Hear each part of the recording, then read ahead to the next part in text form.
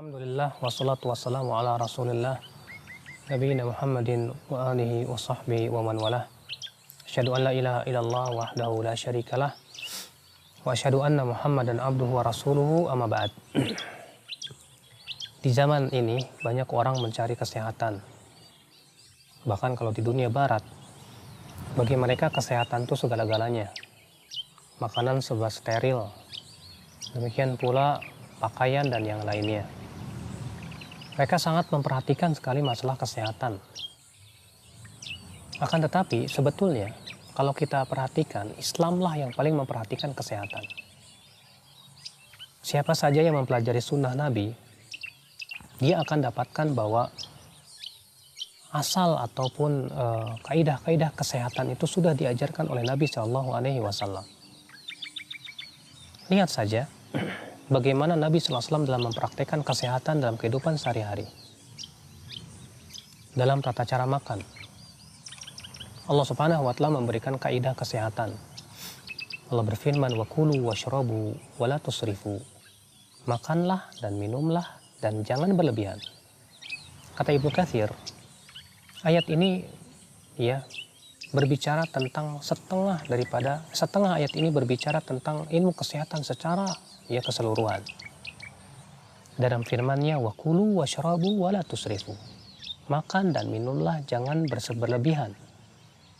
Dan Nabi SAW juga menjelaskan, ma mala'a adamiyun wi'aan syarran min batni. Tidaklah anak Adam memenuhi bejana yang lebih buruk daripada perutnya. Bihasbi ibni Adam luqaimat yuqimna sulbah. Cukuplah bagi anak Adam beberapa suap saja untuk menegakkan tulang punggungnya. Tapi kalau dia ternyata harus makan juga, kata Rasulullah, fathuluthun lit'ami, sepertiga buat makannya, sepertiga buat minumnya, sepertiga buat nafasnya. Siapa saja yang mempelajari hadis ini akan kita dapati beginilah cara makan yang sehat yang diajarkan oleh Nabi Shallallahu Alaihi Wasallam. Karena salah satu sebab utama munculnya penyakit adalah dari makanan, di mana lambung ketika melebihi kapasitasnya dan selalu diisi dan isi, akibatnya lambung itu akan rusak. Ketika lambung rusak, limpa rusak, akan mempengaruhi organ-organ tubuh yang lainnya. Ya, terjadi diabetes lah dan yang lainnya. Nah, ikhwatul Islam azanillah wa yakum. Dalam cara tidur, Nabi SAW memberikan tata cara tidur yang paling paripurna, sehat untuk badan. Pertama, Nabi SAW tidur ketika di awal waktu malam. Dan ini memang di waktu itu sangat dianjurkan untuk tidur.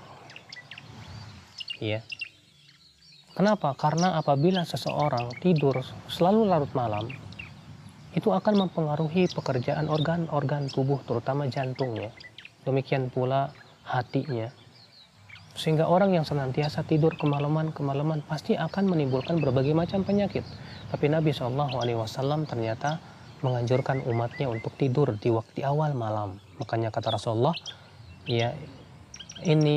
Rasulullah, aku tidak suka tidur sebelum Isya dan al-hadis ba'daha, dan aku tidak suka untuk berbincang-bincang setelah sholat Isya.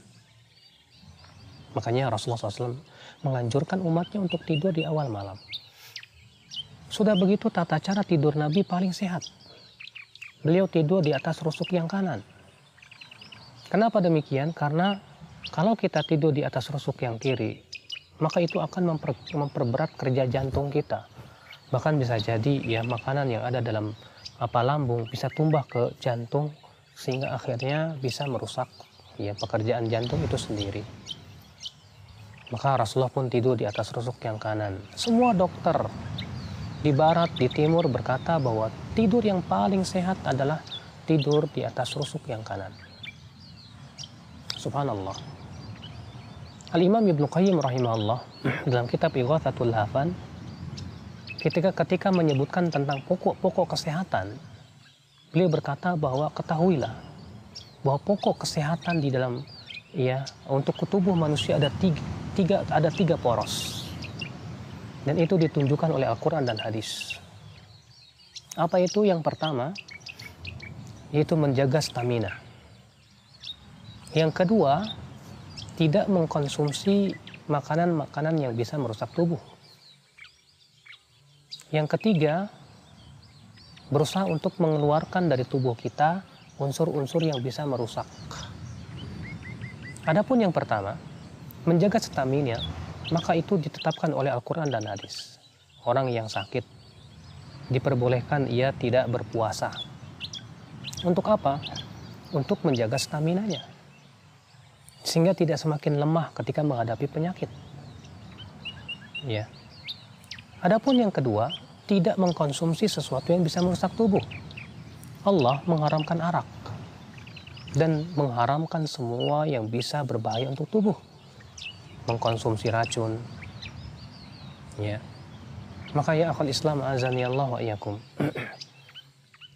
Di sini Allah Subhanahu wa taala meletakkan sebuah kaidah.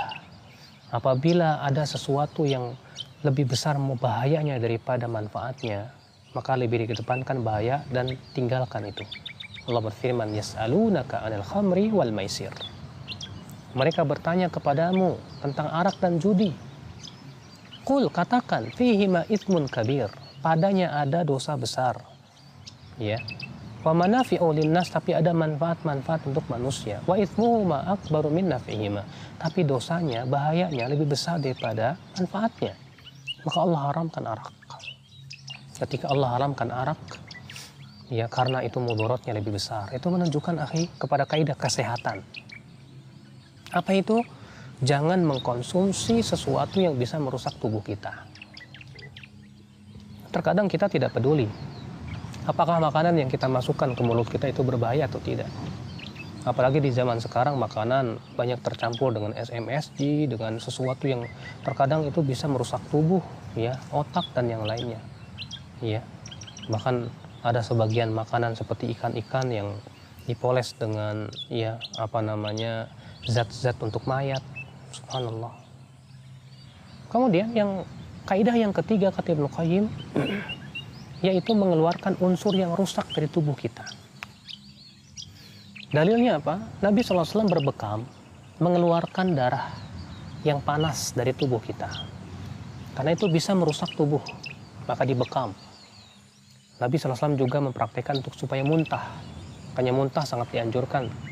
Ya, sebagaimana dikatakan oleh para tabib, muntah sebulan 2 kali itu sangat menjaga kesehatan.